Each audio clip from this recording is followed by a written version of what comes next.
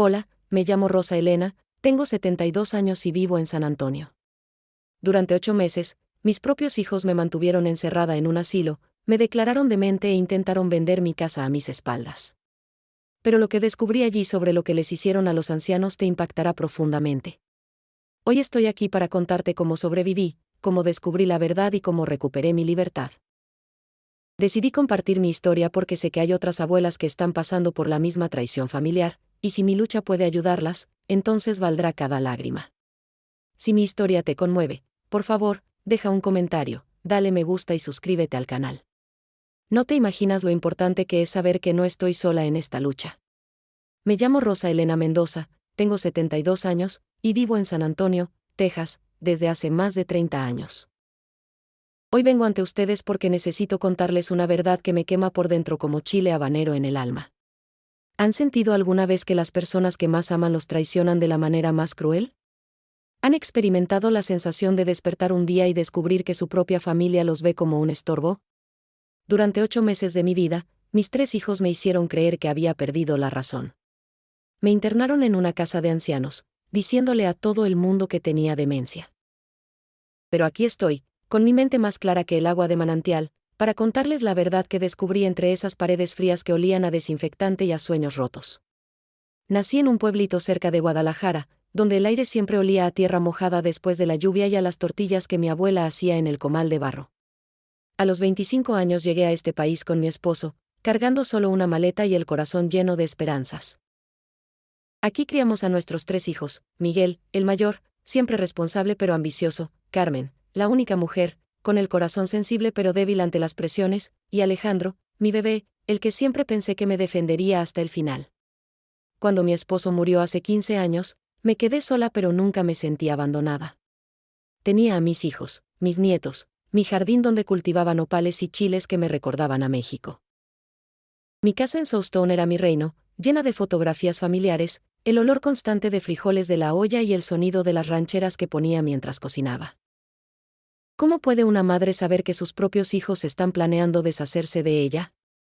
¿Cómo puede una mujer que dio toda su vida por su familia sospechar que ellos la ven como un obstáculo para sus ambiciones? Durante meses, noté cambios pequeños, conversaciones que se detenían cuando yo entraba, miradas que se intercambiaban por encima de mi cabeza, preguntas extrañas sobre mi salud mental. La primera señal real llegó cuando Miguel comenzó a insistir que había olvidado cosas importantes. Mamá, ayer me dijiste que habías pagado la luz, pero aquí está el recibo sin pagar, me decía con esa voz de preocupación fingida. Pero yo sabía que había pagado esa cuenta, como había pagado todas las cuentas durante 50 años. Carmen empezó a sugerir que tal vez necesitaba ayuda, como si de repente hubiera perdido la capacidad de cuidarme a mí misma. El día más doloroso fue cuando Alejandro, mi niño querido, llegó a casa con una expresión que nunca había visto en sus ojos. Traía unos papeles en la mano y hablaba con esa voz suave que se usa con los niños pequeños o con los enfermos. Mamá, necesitamos hablar sobre tu futuro, me dijo, como si mi futuro fuera algo que ya no me perteneciera. ¿Saben lo que se siente cuando el suelo se abre bajo sus pies? ¿Cuando las personas que amaron toda su vida los miran como si fueran extraños?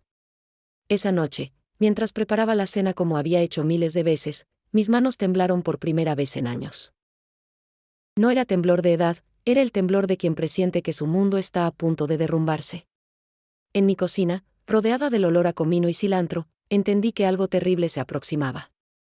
Mis hijos habían dejado de verme como su madre para verme como un problema que resolver. La mujer que los había alimentado, consolado en sus pesadillas, trabajado doble turno para pagarles la universidad, ahora era solo un obstáculo entre ellos y algo que yo aún no comprendía completamente.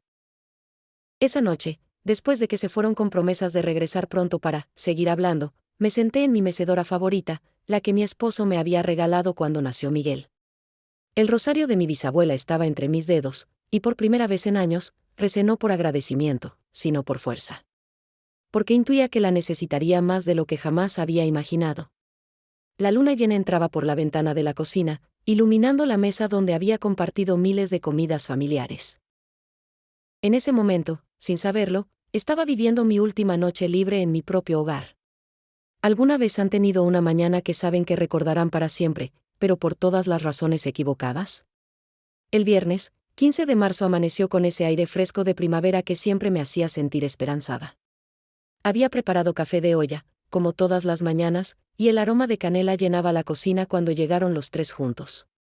Debí haberlo sospechado.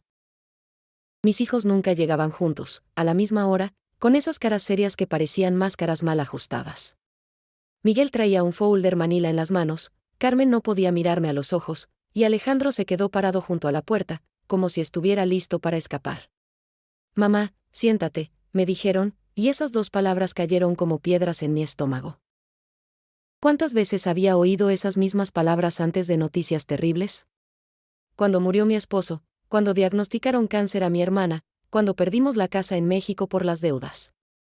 Miguel abrió el folder y sacó documentos que no entendía al principio. Había formularios médicos, evaluaciones psicológicas, y mi nombre escrito en cada página como si fuera una extraña. «El doctor Ramírez dice que necesitas cuidado especializado», explicó con esa voz que usaba en sus reuniones de trabajo. «Has estado olvidando cosas importantes, mamá. Te vamos a llevar a un lugar donde te van a cuidar mejor». ¿Cómo explicarles que el olvido del que hablaban era normal para mi edad? ¿Cómo hacerles entender que confundir el nombre de un vecino nuevo o no recordar dónde puse las llaves no significa que esté perdiendo la razón? Pero cuando traté de explicar, Carmen empezó a llorar, y sus lágrimas me confundieron más que sus palabras. «Es temporal, mamá», mintió Alejandro, evitando mi mirada. «Solo hasta que mejores». Pero yo sabía que estaba mintiendo porque conocía esa expresión desde que era niño. La misma cara que ponía cuando rompía algo y trataba de esconderlo. El viaje a Sunset Gardens fue el más largo de mi vida, aunque solo duró 30 minutos. Iba sentada atrás del carro de Miguel, viendo pasar las calles que conocía como las líneas de mis manos. Cada semáforo, cada tienda, cada esquina era una despedida silenciosa. Llevaba conmigo solo una maleta pequeña que Carmen había empacado, llena de ropa que no era mi favorita y sin las cosas que realmente necesitaba. ¿Saben lo que es el olor de una casa de ancianos? Es una mezcla de medicinas, comida recalentada, y algo más que no pude identificar hasta después, es el olor de la esperanza que se va muriendo poco a poco. La recepcionista, una mujer rubia que hablaba español con acento americano, sonreía demasiado mientras mis hijos firmaban papeles que decidían mi destino. «Aquí va a estar muy bien, señora Mendoza», me decía, como si yo fuera una niña que necesitaba ser consolada. Pero yo no estaba bien. Estaba siendo abandonada por las personas que había amado más que a mi propia vida, y ellos actuaban como si me estuvieran haciendo un favor. La habitación que me asignaron era del tamaño de mi cocina en casa, con paredes blancas que parecían gritar su frialdad. Tenía una cama de hospital, un televisor pequeño, y una ventana que daba al estacionamiento. Nada de plantas, nada de fotografías familiares, nada que me recordara quién era yo realmente. Cuando mis hijos se fueron, después de promesas vacías de visitarme pronto, me senté en esa cama dura y por primera vez en 72 años, me sentí verdaderamente sola. No era la soledad de quien vive solo, sino la soledad de quien ha sido abandonado por su propia sangre. Esa primera noche no pude dormir. Escuchaba los gemidos de otros residentes, los pasos de las enfermeras en el pasillo, el zumbido constante del aire acondicionado. Pero más que todo, escuchaba el silencio de mi propia casa, que ahora estaba vacía de mi presencia. ¿Cómo puede una madre procesar la traición de sus hijos? ¿Cómo puede el corazón entender que el amor que diste durante décadas no fue suficiente para protegerte cuando más lo necesitabas? Me aferré al rosario de mi bisabuela, las cuentas gastadas por generaciones de mujeres que habían enfrentado sus propias tragedias. Pero en esa oscuridad, algo en mi interior se encendió. Una llama pequeña pero firme que me recordó quién había sido toda mi vida, una luchadora. La misma mujer que había cruzado fronteras, criado hijos sola, trabajado 2 empleos, y nunca se había rendido ante nada. Esa noche tomé una decisión, no iba a quedarme callada. Iba a descubrir la verdad detrás de esta traición, y cuando la encontrara, el mundo entero la conocería. El amanecer del sábado me encontró despierta, planeando mi resistencia. Los primeros días en Sunset Gardens fueron como aprender a vivir en un país extranjero donde no entendía las costumbres ni hablaba el idioma. ¿Han estado alguna vez en un lugar donde cada regla les recuerda que ya no tienen control sobre su propia vida? Aquí todo tenía horarios: desayuno a las 7, medicinas a las 8, actividades recreativas a las 10, como si fuéramos niños en un jardín de infantes para adultos mayores. Mi compañera de cuarto se llamaba Dorothy, una señora tejana de 85 años que había llegado 3 meses antes que yo. La primera noche, mientras yo lloraba en silencio, ella me susurró en la oscuridad: «Mija, aquí tienes que aprender a sonreír por fuera mientras planeas por dentro».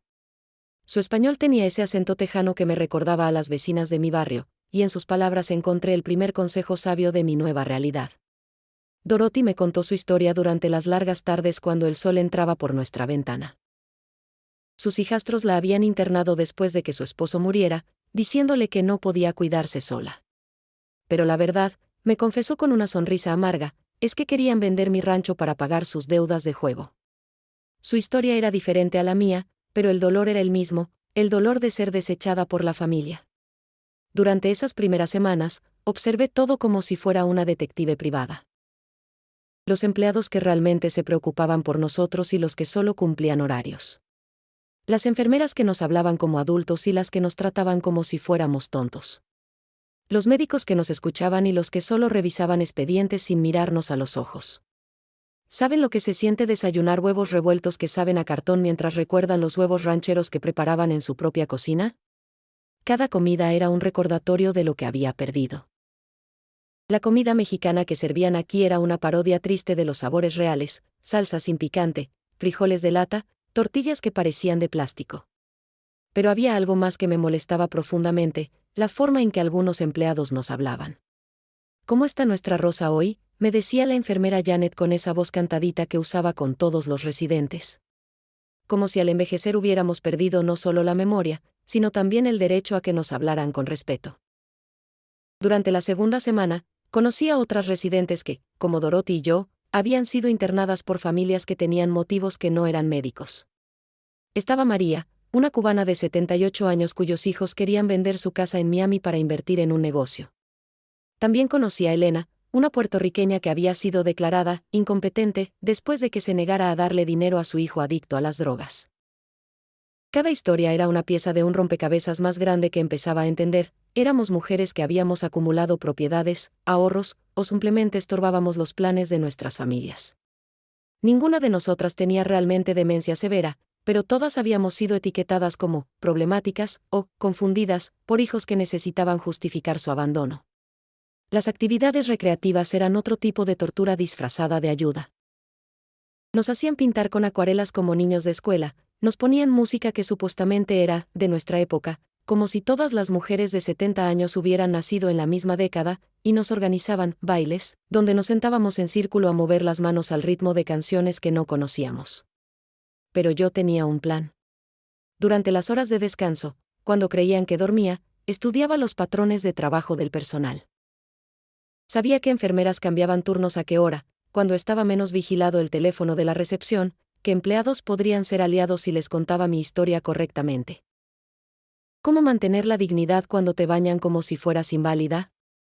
¿Cómo conservar la esperanza cuando cada día te recuerda que tu familia te considera un estorbo? Encontré la respuesta en las pequeñas rebeldías: guardar comida para preparar pequeños antojos en mi cuarto, hablar en español con las empleadas latinas para crear conexiones reales, mantener conversaciones inteligentes con otros residentes para demostrar que mi mente estaba perfectamente clara. La tercera semana trajo una revelación importante. Una empleada nueva, Marisol, llegó para trabajar en el turno de noche. Era de Michoacán, como mi difunta madre, y cuando me oyó cantando una canción tradicional mientras ordenaba mi pequeño espacio, se acercó con lágrimas en los ojos. «Señora, mi abuela cantaba esa misma canción», me dijo. Y en ese momento supe que había encontrado mi primera aliada real. Marisol tenía 25 años, estudiaba enfermería, y trabajaba aquí para pagar la universidad. Pero más importante, tenía el corazón noble de una mujer que respetaba a sus mayores. Esa noche, mientras Marisol me ayudaba a acomodarme para dormir, le conté mi historia. No la versión oficial de mis hijos, sino la verdad, que era una mujer mentalmente competente que había sido internada por razones que aún no entendía completamente, pero que sospechaba tenían que ver con dinero y conveniencia. «Señora Rosa», me susurró antes de terminar su turno, «yo la voy a ayudar a descubrir la verdad». Y por primera vez en 3 semanas, pude dormir sin llorar. ¿Han tenido alguna vez un momento donde varios recuerdos se conectan de repente y entienden algo que antes no veían claro? Para mí, ese momento llegó durante la 4ª semana, cuando encontré entre mis pocas pertenencias una fotografía que había olvidado que Carmen había metido en mi maleta. Era una foto de mi casa, tomada el año pasado durante el cumpleaños de mi nieta menor. En la imagen se veía el jardín florecido, la fachada recién pintada, y el letrero nuevo que Miguel había insistido en poner: propiedad privada, no pasar. En ese momento, mirando esa fotografía bajo la luz fría de mi cuarto en Sunset Gardens, las piezas del rompecabezas comenzaron a encajar. Mi casa estaba ubicada en Southtown, un barrio que en los últimos 5 años había cambiado completamente. Donde antes vivían familias mexicanas trabajadoras, ahora había cafeterías con nombres en inglés, galerías de arte y condominios caros. Los gringos jóvenes llegaban con sus carros nuevos y sus perros de razas caras, comprando casas viejas para renovarlas y volverlas a vender por el triple del precio. Durante las tardes, cuando fingía dormir en mi mecedora junto a la ventana, reconstruía mentalmente las conversaciones que había escuchado en mi casa durante los últimos meses. Miguel hablando por teléfono sobre inversiones inmobiliarias y oportunidades en Southtown. Carmen mencionando que necesitaba dinero urgentemente después de su divorcio. Alejandro discutiendo con su esposa sobre los gastos de la nueva casa que habían comprado. ¿Cómo no me di cuenta antes de que mis hijos veían mi casa como una oportunidad de negocio más que como el hogar donde habían crecido? Esa propiedad, que mi esposo y yo habíamos pagado con tanto sacrificio durante 30 años, ahora valía una fortuna por estar en el corazón de la zona revitalizada de San Antonio. Marisol se había convertido en mi confidente y aliada. Durante sus turnos nocturnos, me contaba lo que había observado durante el día y me ayudaba a hacer llamadas telefónicas desde la oficina cuando no había supervisión. Fue ella quien me ayudó a recordar detalles importantes que había pasado por alto. Señora Rosa, me dijo una noche mientras me ayudaba a caminar por el pasillo para hacer ejercicio, ¿usted recuerda si sus hijos le pidieron que firmara algún papel últimamente? La pregunta me golpeó como un rayo. Sí recordaba. Varias veces en los últimos meses, Miguel había llegado con documentos que supuestamente eran para actualizar mi testamento o organizar mis finanzas. Había firmado algunos papeles confiando en él, porque era mi hijo mayor y siempre había manejado bien sus propios asuntos. Pero ahora, recordando su insistencia y la forma en que se apuraba para que firmara sin leer completamente, entendí que probablemente había firmado mi propia condena. Durante esos días de reflexión profunda, también recordé las visitas extrañas que había recibido en casa. Un señor que se presentó como evaluador de propiedades, una mujer que dijo ser de servicios sociales, y un doctor que Miguel había traído para hacer un chequeo de rutina, pero que me hizo preguntas muy específicas sobre mi memoria y mi capacidad para tomar decisiones. ¿Saben lo que duele más que la traición? Darse cuenta de que la traición fue planeada cuidadosamente durante meses, tal vez años. Mis hijos no despertaron un día y decidieron internarme. Habían construido un caso en mi contra, documento por documento, visita médica por visita médica, hasta crear la imagen de una mujer incompetente que no podía cuidar de sí misma. Fue entonces cuando Marisol me trajo una noticia que cambió todo. Su prima trabajaba en una oficina de bienes raíces en Southtown, y había visto mi dirección en una lista de propiedades que estarían disponibles pronto para venta. La fecha estimada era verano de este año, exactamente cuando yo llevaba internada aquí el tiempo suficiente para que mis hijos pudieran argumentar que necesitaba cuidado permanente. Esa revelación me despertó de la depresión en la que había estado hundida. La tristeza se transformó en una ira fría y determinada.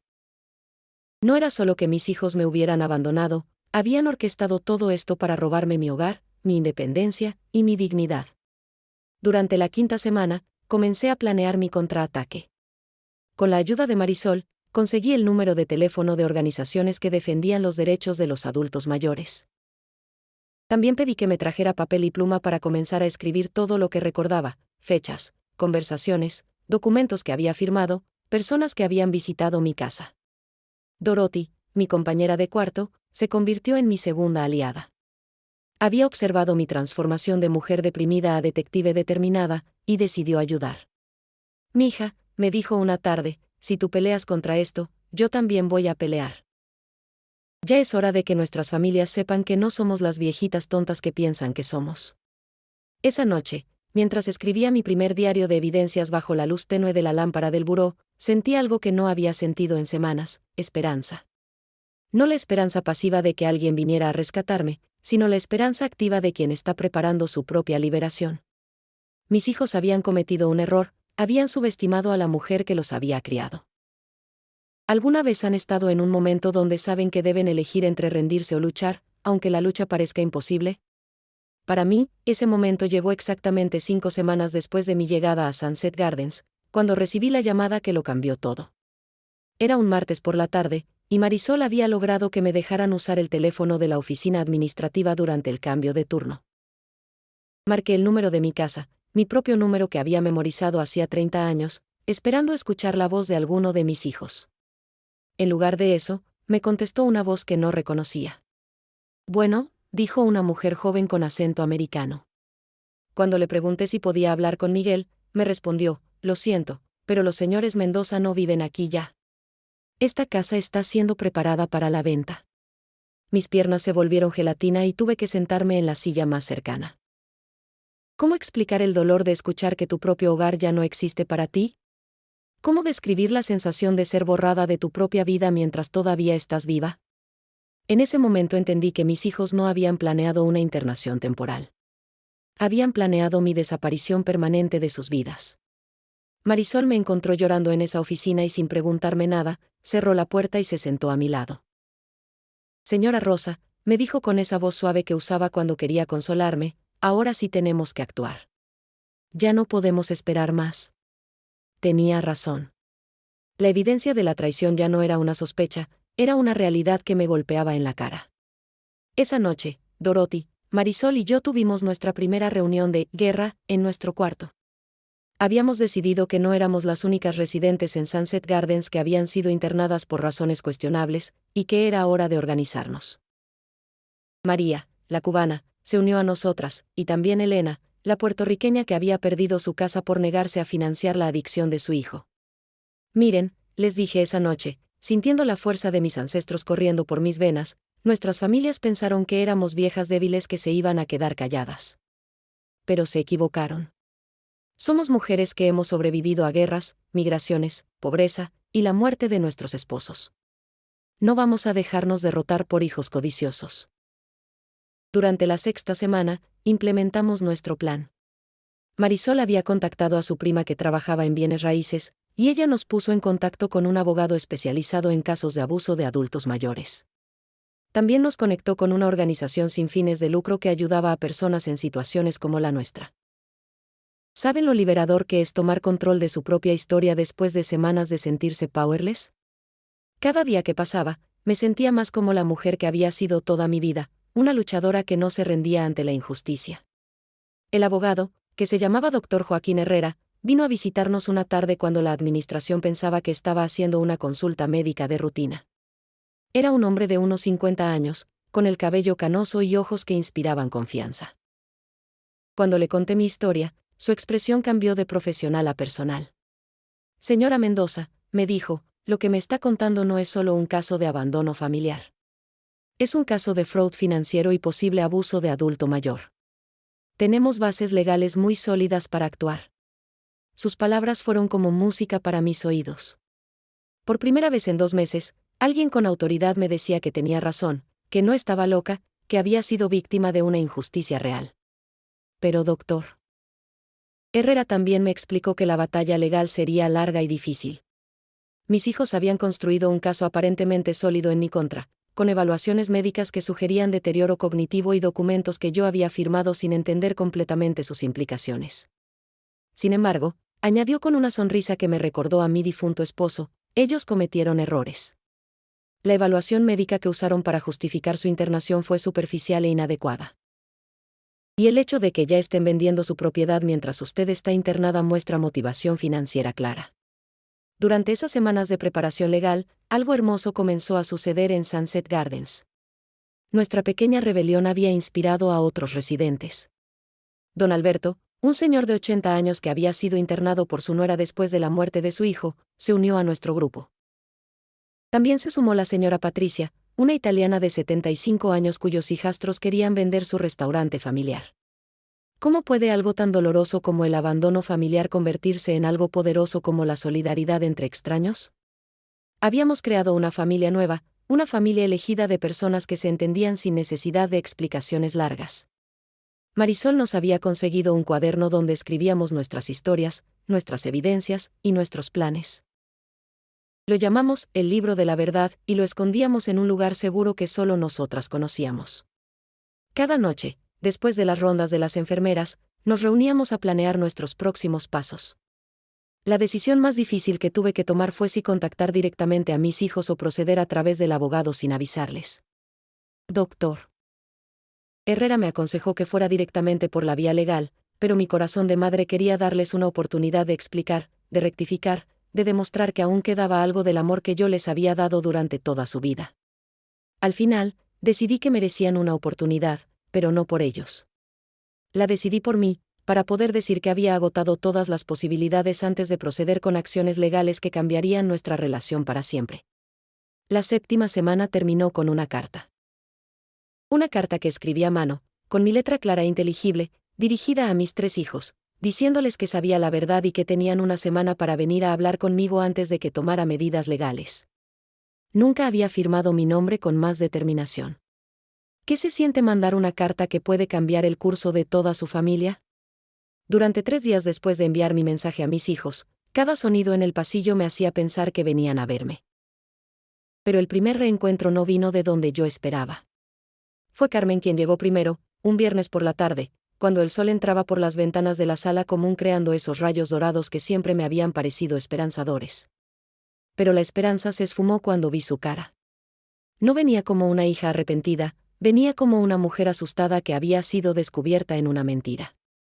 Mamá, me dijo, sentándose en la silla de plástico frente a mí, recibimos tu carta. Su voz temblaba, pero no de emoción sincera sino de nervios. Llevaba un vestido que yo no conocía, aretes caros que antes no tenía, y olía a un perfume que costaba más de lo que ella solía gastar en una semana de comida. ¿Saben lo que duele más que ver a tu hija convertida en una extraña?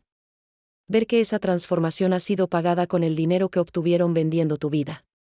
Porque eso era lo que habían hecho, habían vendido mi vida para financiar las suyas.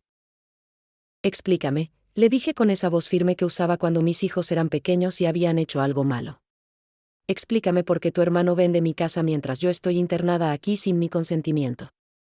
Carmen comenzó a llorar, pero sus lágrimas me parecieron más de autocompasión que de arrepentimiento genuino.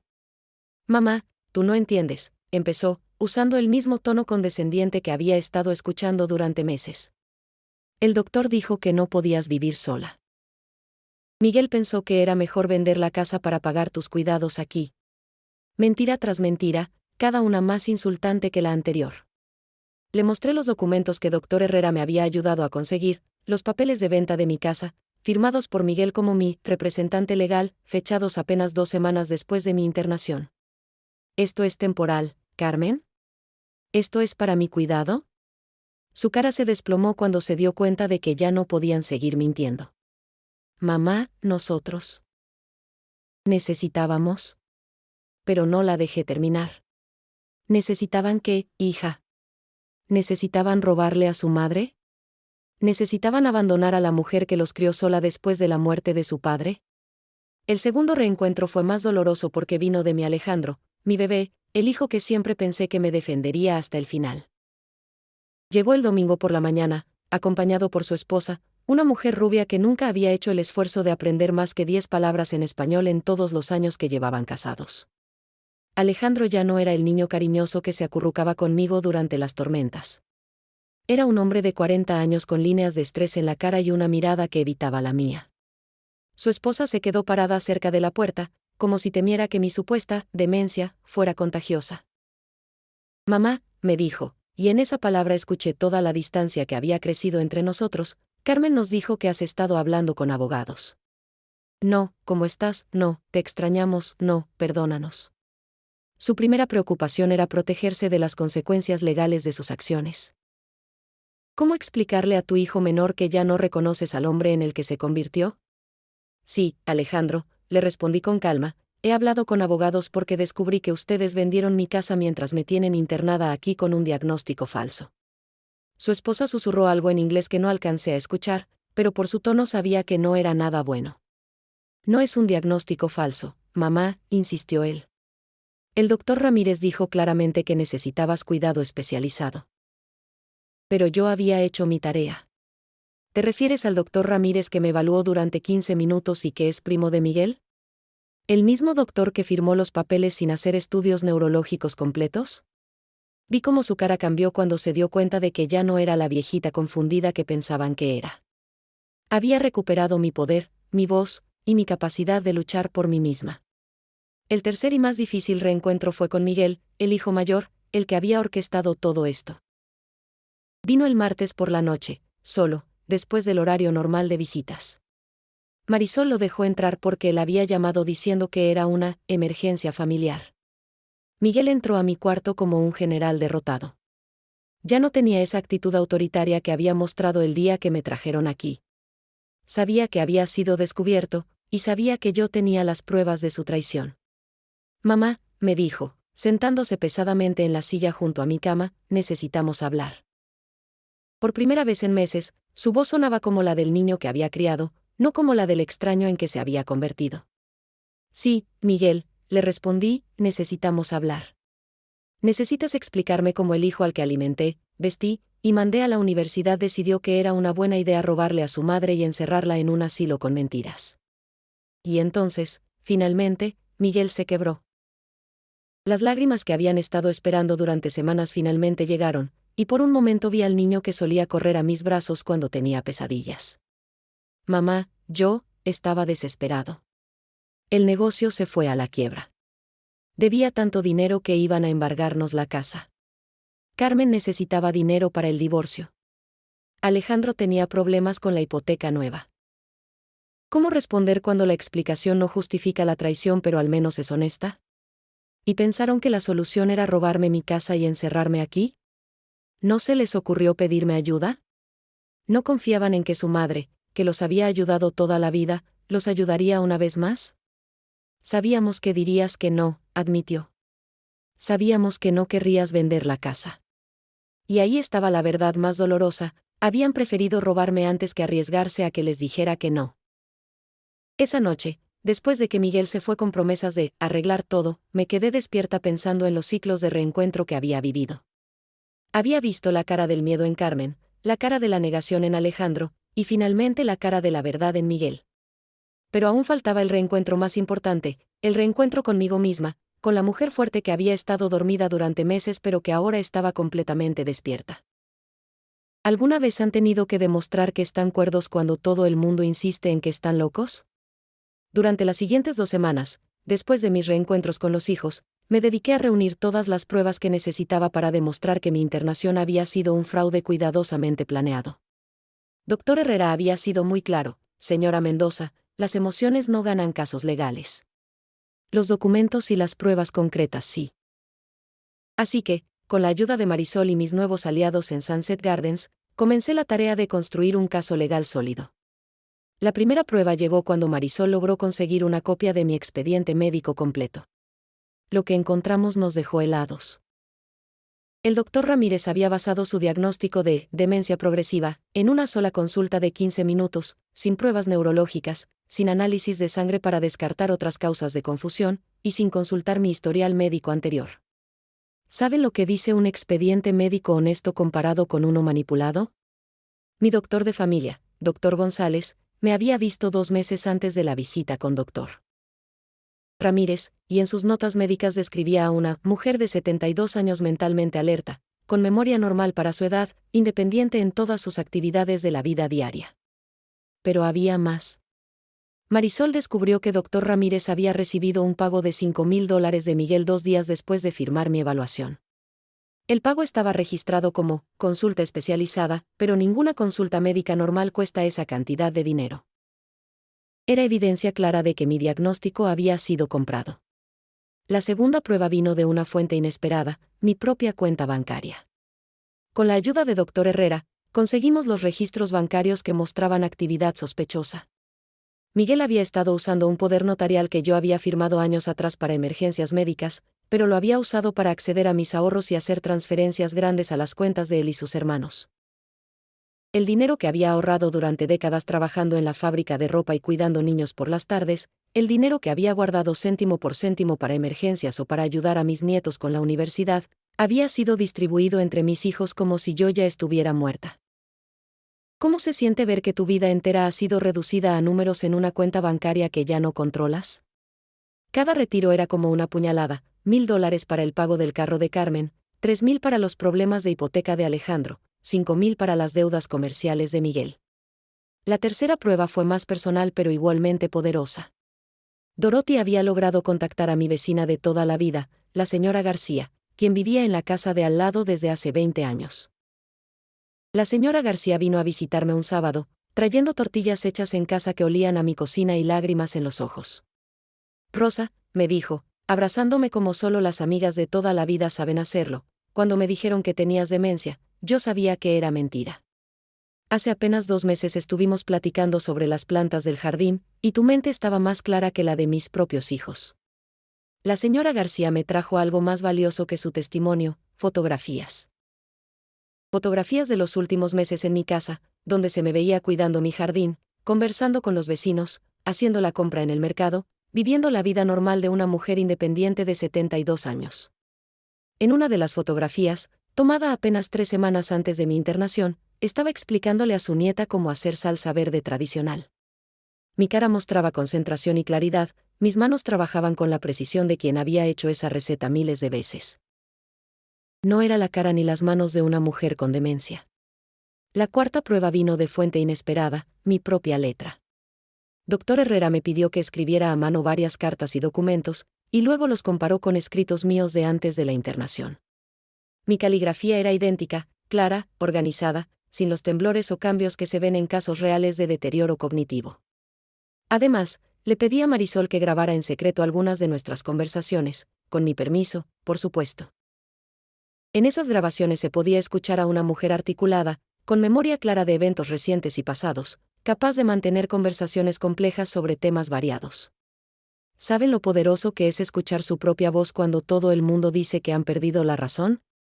En esas grabaciones yo hablaba sobre política actual, recordaba fechas específicas, hacía cálculos mentales y discutía planes futuros. Era la voz de una mujer mayor, sí, pero completamente competente. La quinta y más emotiva prueba vino cuando Dr. Herrera arregló para que viniera un neuropsicólogo independiente a hacerme una evaluación completa. Durante 3 horas, el Dr. Martínez me hizo pruebas de memoria, atención, razonamiento y función ejecutiva. Los resultados fueron categóricos: la señora Mendoza presenta función cognitiva normal para su edad, con algunas variaciones menores que están dentro del rango esperado para una mujer de 72 años. No hay evidencia de demencia, deterioro cognitivo significativo, o incapacidad para tomar decisiones independientes. Esa evaluación fue como música celestial para mis oídos. Después de meses de que me dijeran que estaba perdiendo la mente, un profesional independiente confirmaba lo que yo había sabido todo el tiempo: era una mujer mayor normal, no una paciente con demencia. Pero la prueba más poderosa era una que llevaba conmigo todo el tiempo: mi rosario de bisabuela.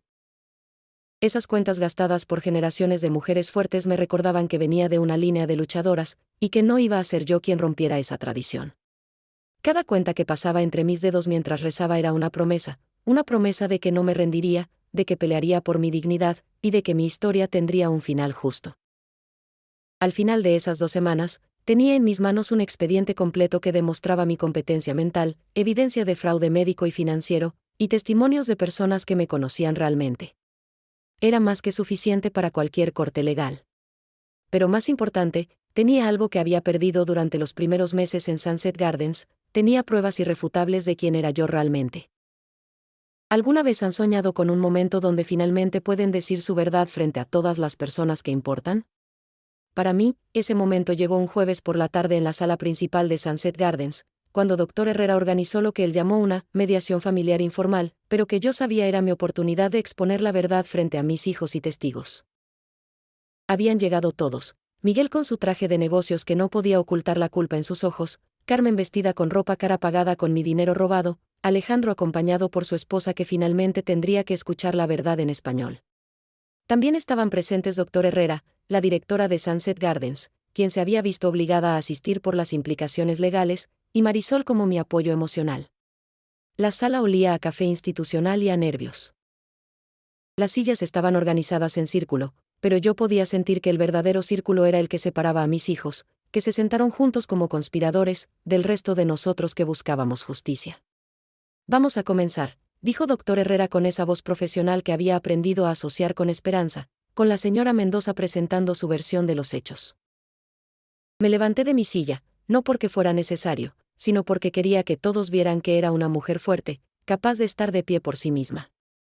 Hace 3 meses, comencé, sintiendo la fuerza de mis ancestros en mi voz, ustedes 3, señalé a mis hijos, me trajeron a este lugar diciéndome que era temporal, que era por mi bien, que yo tenía problemas de memoria. Mi voz era clara, firme, sin temblor alguno. Hoy voy a demostrarles a todos los presentes que eso fue una mentira. ¿Saben lo que se siente tener la atención completa de las personas que más los han herido? Cada palabra que salía de mi boca era como una flecha dirigida al corazón de la traición que había sufrido. Pero no hablaba con venganza, hablaba con la claridad de quien finalmente puede decir su verdad. Saqué el primer documento, la evaluación médica fraudulenta. Este es el diagnóstico que el doctor Ramírez hizo en 15 minutos, sin pruebas neurológicas, después de recibir $5,000 de Miguel. La directora de Sunset Gardens se movió incómoda en su silla, era la primera vez que escuchaba sobre el pago sospechoso. En contraste, continué, mostrando la evaluación del doctor Martínez, esta es una evaluación real, hecha por un neuropsicólogo independiente durante 3 horas. Sus conclusiones, función cognitiva normal para mi edad. Vi cómo la cara de Miguel se ponía pálida mientras la directora leía el documento con expresión de shock. Seguí con las pruebas financieras. Estos son mis registros bancarios, que muestran cómo Miguel usó un poder notarial de emergencia médica para robar mis ahorros de toda la vida. Cada número que leía era como un golpe, las transferencias, los retiros, la distribución de mi dinero entre mis hijos mientras yo estaba internada sin mi conocimiento. Carmen comenzó a llorar, pero esta vez sus lágrimas parecían genuinas. Alejandro mantenía la cabeza baja, y su esposa susurraba en inglés lo que claramente eran insultos hacia mí. Pero yo continué, imperturbable. Estos documentos, dije, mostrando los papeles de venta de mi casa, demuestran que Miguel firmó la venta de mi propiedad 2 semanas después de internarme, usando documentos que yo firmé confiando en él como mi hijo. La directora ahora tomaba notas furiosamente, entendiendo que Sunset Gardens había sido parte involuntaria de un fraude. Pero el momento más poderoso llegó cuando saqué las fotografías que la señora García había traído. Estas fotos fueron tomadas en las semanas antes de mi internación. ¿Esta les parece la cara de una mujer con demencia? Pasé las fotografías por toda la sala. En cada imagen, se veía a una mujer mayor alerta, activa, cuidando su jardín, conversando con vecinos, viviendo independientemente. ¿Cómo se defiende lo indefendible? Mis hijos intentaron justificar sus acciones con las mismas mentiras de siempre, que estaban preocupados por mi seguridad, que pensaban que era lo mejor para mí, que el doctor les había dicho que necesitaba cuidado especializado. Pero cada justificación sonaba más hueca ante el peso de las evidencias. Miguel, le dije, mirándolo directamente a los ojos por primera vez en meses, si estabas tan preocupado por mi bienestar, ¿por qué no hablaste conmigo? ¿Por qué no me ofreciste ayuda en lugar de robarme mi independencia y mi hogar? No pudo responder. Ninguno de ellos pudo responder. Doctor Herrera entonces presentó la evidencia legal más contundente, lo que tenemos aquí no es solo un caso de mala comunicación familiar. Tenemos evidencia de fraude médico, abuso financiero de adulto mayor, y posiblemente conspiración para cometer fraude inmobiliario. La directora de Sunset Gardens, claramente comprometida por haber participado involuntariamente en el fraude, anunció que iba a iniciar una investigación interna y que revisaría todos los casos similares en la institución. Era la primera victoria tangible, otros residentes como yo podrían beneficiarse de mi lucha. Pero el momento más emotivo llegó cuando Marisol pidió permiso para hablar. Yo he trabajado aquí por 2 años, dijo con su voz suave pero firme, y he visto muchos casos de demencia real. La señora Rosa nunca, ni un solo día, mostró síntomas de deterioro cognitivo. Es una mujer fuerte, inteligente, y digna que fue traicionada por las personas que deberían haberla protegido. Las palabras de Marisol fueron como un puente entre mi dolor personal y la injusticia social más amplia.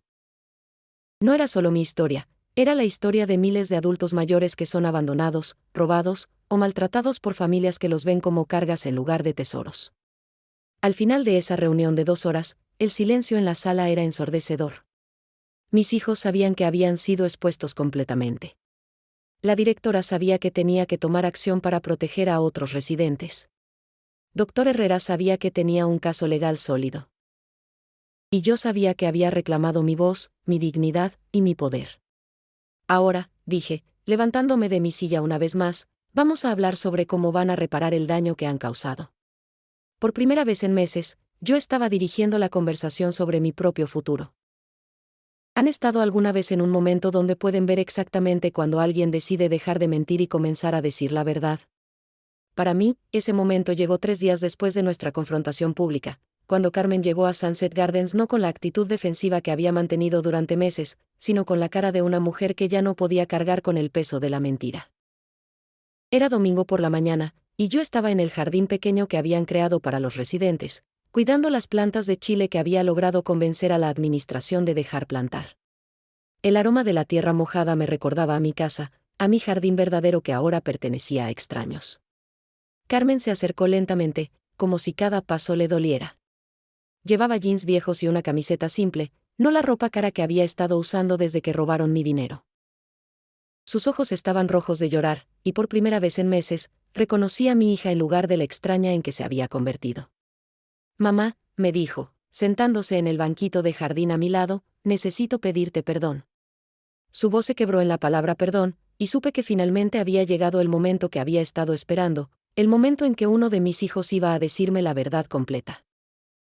¿Saben lo que se siente cuando tu corazón de madre quiere perdonar inmediatamente, pero tu mente de mujer traicionada sabe que necesitas escuchar toda la verdad primero? Carmen, le respondí, sin dejar de trabajar con mis plantas, el perdón viene después de la honestidad completa. Dime todo lo que pasó, desde el principio. Y entonces, como un dique que finalmente se rompe, Carmen me contó la historia real. Todo había comenzado un año atrás, cuando Miguel descubrió que el barrio de Soustons se estaba gentrificando, y que las propiedades como la mía valían mucho más de lo que habíamos pagado originalmente. Miguel nos dijo que eras demasiado terca para vender voluntariamente, me confesó Carmen, las lágrimas corriendo por sus mejillas. Dijo que si esperábamos a que tú murieras naturalmente, podrían pasar décadas, y para entonces tal vez la oportunidad de vender caro ya habría pasado. La frialdad de esas palabras me golpeó como una bofetada. Mis hijos no solo habían planeado robarme porque no querían esperar a que muriera naturalmente. Habían decidido matarme civilmente para acelerar su herencia.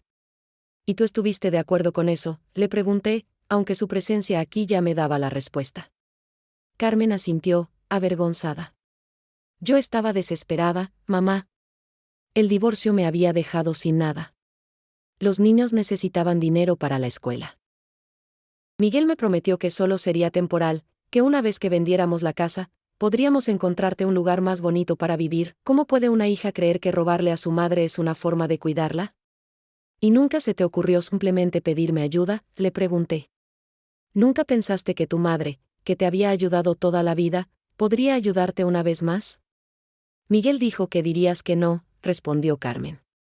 Dijo que eras muy apegada a la casa, que nunca accederías a vender. Era la misma excusa que Miguel había usado, pero ahora entendía que había sido más que eso.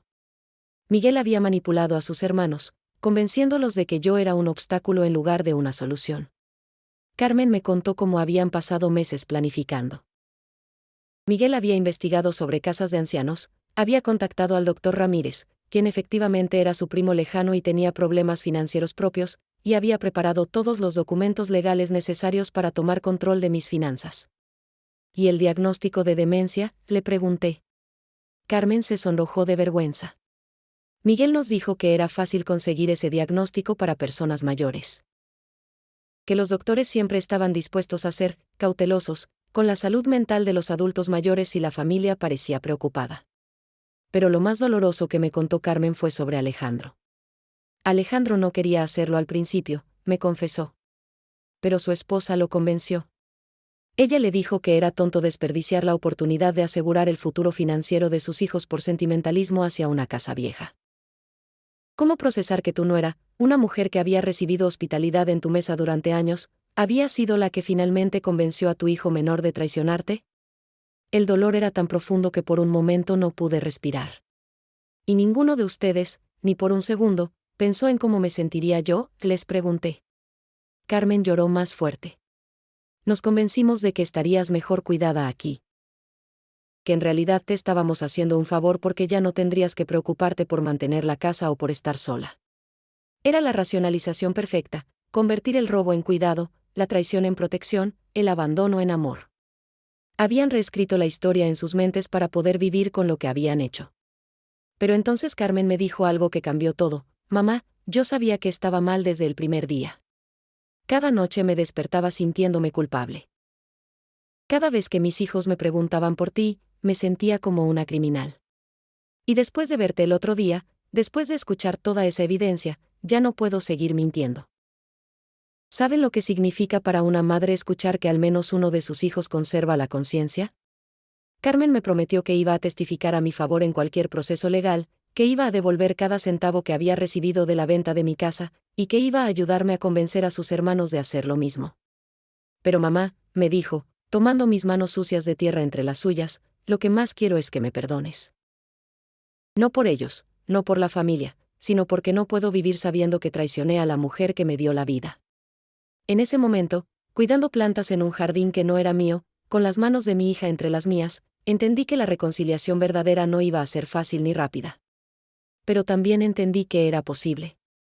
Carmen, le dije, el perdón es un proceso, no un momento. Pero el hecho de que estés aquí, diciéndome la verdad, es el primer paso. Y por primera vez en meses, abracé a mi hija, no como la extraña que había llegado a robarme, sino como la niña que había criado y que, tal vez, no estaba perdida para siempre. ¿Alguna vez han imaginado cómo se sentiría regresar a su hogar después de meses de exilio forzado? Para mí, ese día llegó un martes por la mañana, cuando Dr. Herrera me informó que el juez había ordenado mi liberación inmediata de Sunset Gardens y la reversión de todos los documentos fraudulentos que mis hijos habían usado para controlar mi vida. La ironía era amarga. La casa que Miguel había vendido tuvo que ser comprada de vuelta a precio mucho más alto porque los nuevos dueños sabían que era una venta forzada. El dinero para recomprarla vino de las cuentas bancarias de mis 3 hijos, quienes ahora enfrentaban no solo la pérdida financiera, sino también las consecuencias legales de sus acciones. Marisol me acompañó en el viaje de regreso. Durante todos esos meses, ella se había convertido en más que una empleada que me ayudaba, se había convertido en la hija del corazón que nunca había tenido. Señora Rosa, me dijo mientras el taxi se acercaba a mi barrio, ¿está nerviosa? ¿Cómo explicar la mezcla de emociones que sentía? Felicidad por regresar a mi espacio, tristeza por todo lo que había perdido durante mi ausencia, y algo nuevo que no había sentido antes, un propósito que iba más allá de mi propia vida. Mi casa olía diferente. Los nuevos dueños habían vivido allí solo 2 meses, pero habían dejado su huella, olores de comida que no reconocía, productos de limpieza que no usaba, una energía extraña en espacios que habían sido míos durante 3 décadas. Pero debajo de esos olores nuevos, todavía podía percibir el aroma familiar de mi hogar verdadero. La primera cosa que hice fue ir al jardín. Los nopales habían sobrevivido, como sabía que lo harían. Las plantas de chile estaban marchitas pero vivas. La tierra estaba seca pero receptiva. Como yo, mi jardín había resistido el abandono y estaba listo para florecer de nuevo. Esa tarde llegó la señora García con un grupo de vecinas. Traían comida, flores, y algo más importante, noticias de la comunidad. Durante mi ausencia, había corrido la voz sobre lo que mis hijos me habían hecho, y la indignación del barrio era palpable. Rosa, me dijo la señora García mientras calentaba frijoles en mi cocina como había hecho tantas veces antes, tu historia ha despertado algo en toda la comunidad. Hay otras familias que están pasando por situaciones similares, y ahora quieren hablar. ¿Saben lo que se siente descubrir que su dolor personal puede convertirse en healing colectivo? Durante esa primera semana en casa, recibí visitas de otras mujeres mayores que enfrentaban presión de sus familias para vender sus casas, firmar documentos que no entendían, o aceptar arreglos de vida que no querían. Estaba la señora Morales, de 75 años, cuyos hijos querían que vendiera su casa para mudarse a un apartamento más pequeño, por su seguridad. Estaba la señora Ruiz, de 70 años, que había descubierto que su hijo había estado usando su tarjeta de crédito sin permiso. Y había muchas otras, cada una con una variación de la misma historia, familias que veían a sus madres mayores como problemas a resolver en lugar de personas a respetar. Doctor Herrera me sugirió que considerara formar un grupo de apoyo, pero yo tenía una idea más ambiciosa. No quiero solo un grupo de apoyo, le dije durante una de nuestras reuniones en mi cocina recién recuperada. quiero crear una red de protección para adultos mayores en nuestra comunidad. Durante el segundo mes de mi regreso, con la ayuda de Marisol, quien había dejado su trabajo en Sunset Gardens para venir a trabajar conmigo, establecimos lo que llamamos la Red de las Abuelas Fuertes. Era más que un grupo de apoyo, era una organización comunitaria que educaba a familias sobre los derechos de los adultos mayores y ayudaba a identificar casos de abuso antes de que escalaran. ¿Cómo puede el trauma personal transformarse en misión de vida? Cada vez que ayudaba a otra abuela a entender sus derechos legales, cada vez que acompañaba a una familia a una mediación, cada vez que educaba a jóvenes sobre el respeto a los mayores, sentía que mi experiencia dolorosa adquiría un significado más profundo. La reconciliación con mis hijos fue un proceso lento y complicado. Carmen se unió a nuestras actividades comunitarias como forma de reparación, ayudando con la traducción de documentos legales y acompañando a otras mujeres a citas médicas. Su arrepentimiento parecía genuino, y lentamente comenzamos a reconstruir nuestra relación. Alejandro tardó más tiempo. Su esposa había llenado una demanda de divorcio cuando se enteró de las consecuencias legales de sus acciones, y él estaba pasando por su propio proceso de reflexión sobre las decisiones que había tomado. Sus visitas eran incómodas al principio, pero gradualmente comenzamos a tener conversaciones reales sobre lo que había pasado. Miguel era el caso más difícil. Había perdido su negocio como consecuencia de los gastos legales y la recompra forzada de mi casa. Su orgullo estaba herido, y encontraba difícil admitir que había estado completamente equivocado. Pero gradualmente, muy gradualmente, comenzó a mostrar signos de verdadero arrepentimiento. El momento más significativo llegó cuando Miguel me preguntó si podía ayudar con la Red de las Abuelas Fuertes. Mamá, me dijo una tarde mientras trabajábamos juntos en el jardín, quiero usar mi experiencia en bienes raíces para ayudar a otras familias a evitar los errores que yo cometí. ¿Puede el perpetrador convertirse en protector? Esa fue la pregunta que me hice cuando Miguel comenzó a dar charlas en la comunidad sobre cómo los hijos adultos pueden ayudar a sus padres mayores con asuntos financieros sin abusar de su confianza. Pero el propósito más profundo de mi nueva vida llegó cuando nos contactó un canal de televisión local para hacer un documental sobre abuso de adultos mayores. Mi historia se había extendido más allá de mi barrio, y otras comunidades querían aprender de nuestra experiencia. Señora Mendoza, me dijo la productora durante nuestra primera reunión, su historia puede ayudar a miles de personas que están pasando por situaciones similares. Y en ese momento entendí que mi dolor había tenido un propósito, convertirme en voz para los que no tenían voz, en protección para los vulnerables, en esperanza para los que habían perdido la fe en la familia.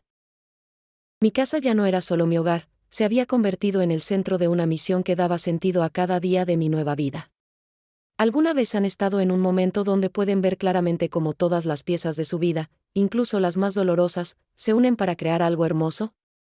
Para mí, ese momento llegó exactamente un año después de mi liberación de Sunset Gardens, cuando organizamos el primer Festival de las Abuelas Fuertes en el parque de mi barrio. Era un sábado de octubre, con ese aire fresco que me recordaba porque había amado tanto San Antonio durante todas estas décadas. El parque estaba lleno de familias, el aroma de tamales y barbacoa llenaba el aire, y había música de mariachi que me hacía pensar en mi México querido. Pero más que una celebración, era una demostración de poder, el poder de las mujeres mayores cuando se unen para protegerse mutuamente.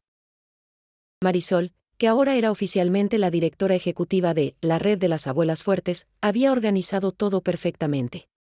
Había carpas con información legal, talleres sobre derechos financieros, y lo más importante, un espacio donde las familias podían venir a aprender cómo cuidar respetuosamente a sus adultos mayores. ¿Saben lo que se siente ver a sus propios hijos trabajando activamente para reparar el daño que causaron?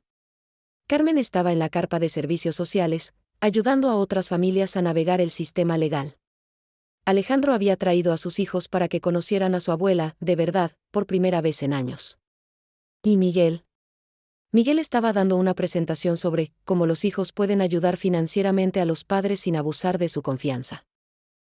Era extraño pero healing ver a Miguel usando su experiencia como una lección de lo que no se debe hacer.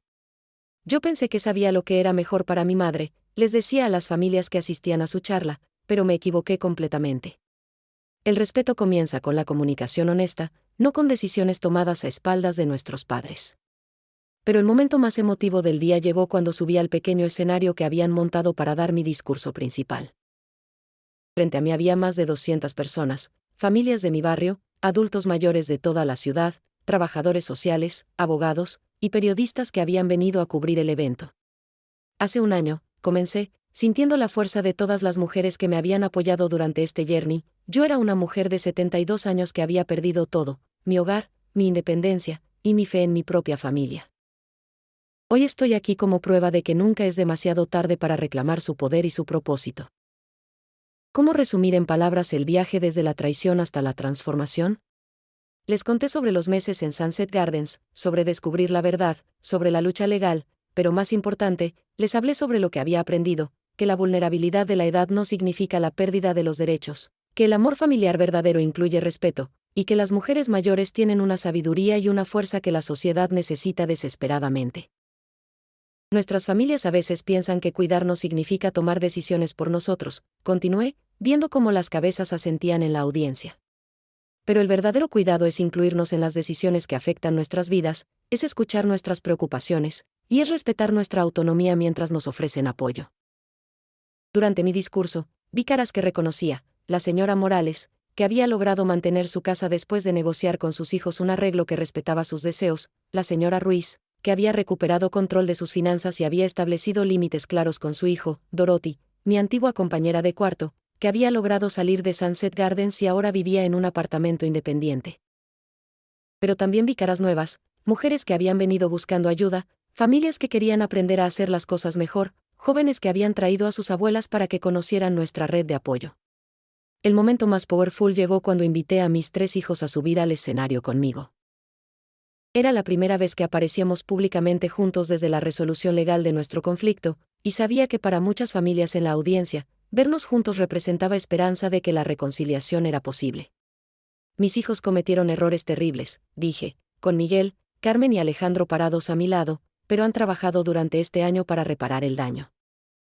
La reconciliación no significa olvidar lo que pasó, significa construir algo nuevo sobre la base de la honestidad y el respeto mutuo. Carmen tomó el micrófono, sus manos temblando ligeramente. Quiero que todas las familias que están aquí sepan que lo que le hicimos a nuestra madre fue imperdonable, dijo con voz clara. Pero también quiero que sepan que nunca es demasiado tarde para cambiar, para crecer, y para aprender a amar de la manera correcta. ¿Cómo se siente escuchar a su hija admitir públicamente sus errores y comprometerse a hacer mejor? Era healing de una manera que no había anticipado. No borraba el dolor del pasado, pero creaba espacio para un futuro diferente. El festival terminó con todas las abuelas presentes formando un círculo en el centro del parque. Nos tomamos de las manos mientras una de las mujeres, una poeta de 80 años, recitó un poema sobre la fuerza de las mujeres que han sobrevivido décadas de desafíos. En ese círculo, sintiendo las manos arrugadas pero fuertes de mujeres que habían enfrentado sus propias batallas, entendí que mi historia personal se había convertido en parte de una historia más grande, la historia de mujeres que se niegan a ser invisibles, silenciadas, o descartadas por una sociedad que a menudo no valora la sabiduría de la edad. Esa noche, de vuelta en mi casa que ahora estaba llena de fotografías del festival y cartas de agradecimiento de familias que habíamos ayudado, me senté en mi mecedora favorita con el rosario de mi bisabuela entre mis dedos.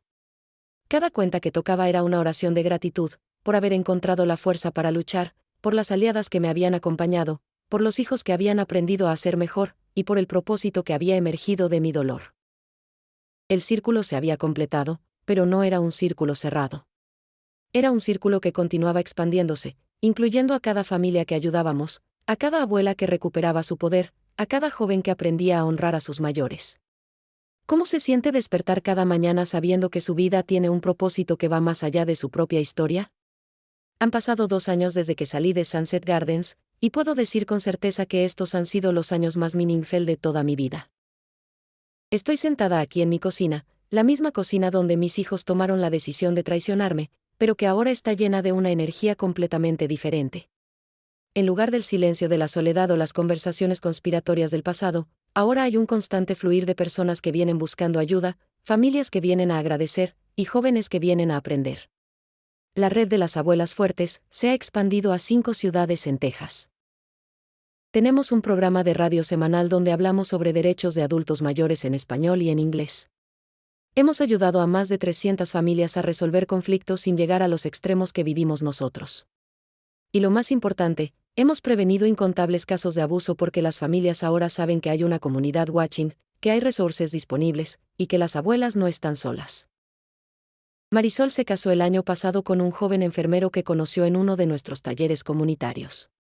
Yo fui la madrina de bodas, y cuando me pidió que la acompañara al altar porque sus padres habían muerto años atrás, entendí que habíamos creado algo más que una amistad, habíamos creado una familia escogida basada en respeto mutuo y propósito compartido. ¿Saben lo que se siente tener una nuera del corazón que valora su sabiduría en lugar de verla como una carga? Marisol y su esposo vienen a cenar todos los domingos, me consultan sobre decisiones importantes, y me han pedido que sea la abuela honorary de los hijos que planean tener. Es el tipo de relación intergeneracional que debería ser normal, pero que se ha vuelto rara en nuestra sociedad. La reconciliación con mis propios hijos ha continuado evolucionando. Carmen ahora trabaja Alftime para nuestra organización y Alftime como asistente legal especializada en derechos de adultos mayores. Ha encontrado su calling en ayudar a otras familias a navegar las situaciones difíciles sin llegar a los extremos que nosotros vivimos. Alejandro y yo hemos desarrollado una relación nueva, más madura. Él se divorció hace un año, no solo por las consecuencias de sus acciones hacia mí, sino porque se dio cuenta de que había estado viviendo una vida que no era auténtica. Ahora trae a mis nietos los fines de semana, y les enseño las recetas tradicionales y las historias familiares que casi se perdieron durante nuestro periodo de separación. Miguel. Miguel ha sido el cambio más dramático. El hombre que una vez vio mi casa como una quema to be exploited now ha dedicado su carrera a ayudar a familias latinas a mantener sus propiedades en barrios que están siendo gentrificados. Ha creado un non-profit que ofrece asesoría legal gratis para adultos mayores que enfrentan presión para vender sus casas. Mamá, me dijo hace unas semanas mientras trabajábamos juntos en el jardín, cada familia que ayudo es mi manera de honrar el daño que te causé. La redemption no borra el pasado, pero puede crear un futuro que honre las lecciones aprendidas. Pero ¿saben cuál es la parte más beautiful de esta historia? No es solo que mi familia aprendiera a hacerlo mejor. Es que hemos creado un modelo que está inspirando a otras comunidades. El mes pasado recibí una invitación para hablar en una conferencia nacional sobre abuso de adultos mayores en Washington, D.C. Estar en esa conferencia, compartiendo nuestra historia con trabajadores sociales, abogados y policymakers de todo el país, me hizo entender la magnitud de lo que habíamos creado desde mi pequeña cocina en San Antonio. Nuestra historia local se había convertido en esperanza nacional. Pero más que los reconocimientos o la atención mediática, lo que más me llena el corazón son las cartas que recibo. Cartas de abuelas que leyeron sobre nuestra historia y encontraron el querer para confrontar situaciones de abuso en sus propias familias. Cartas de hijos adultos que se dieron cuenta de que estaban tomando decisiones paternalistas sobre sus padres y decidieron cambiar su approach. Cartas de familias que resolvieron sus conflictos a través del diálogo en lugar de la manipulación. Una de esas cartas, que llegó la semana pasada, era de una mujer en California que escribió: Señora Rosa, cuando leí su historia, entendí que mi familia estaba a punto de cometer los mismos errores que cometieron sus hijos. Su ejemplo me dio el querer para hablar con mis hermanos y encontrar una manera de cuidar a nuestra madre que respetara sus deseos en lugar de imponer los nuestros. ¿Cómo medir el impacto de una vida bien vivida? No es por el dinero acumulado o las propiedades owned. Es por las vidas touched, las injusticias prevented, y las familias saved from making irreversible mistakes. Esta mañana, como todas las mañanas, me desperté en mi propia cama, en mi propia casa, rodeada de fotografías de la familia que casi perdí y la familia que gané. El aroma de café de olla llenaba la cocina, y el sonido de mi teléfono indicates que ya hay personas que necesitan ayuda today. Pero más que todo, me desperté con la paz que viene de saber que mi vida tiene meaning, que mi dolor se transformó en propósito, y que las mujeres que vendrán después de mí tendrán más protecciones y más opciones porque nosotras abrimos el camino. Al final de esta confesión, quiero decirles algo importante: si alguno de ustedes está pasando por una situación similar, sepan que no están solos. Que la edad no significa powerlessness. Que siempre es posible reclamar su dignidad, sin importar cuánto tiempo haya pasado o cuán hopeless parezca la situación. Y para las familias que nos escuchan, recuerden que cuidar a nuestros adultos mayores significa incluirlos, respetarlos y honrar su autonomía. El verdadero amor no controla, el verdadero amor empodera. Mi nombre es Rosa Elena Mendoza. Tengo 74 años. Vivo en San Antonio, Texas, y esta es mi historia de traición, resistencia y transformación. Una historia que comenzó con la pérdida de todo lo que valoraba, pero que terminó con el descubrimiento de un propósito más grande de lo que jamás había imaginado. Gracias por escuchar. Gracias por creer. Y gracias por recordar que ninguna abuela debe enfrentar sola la injusticia.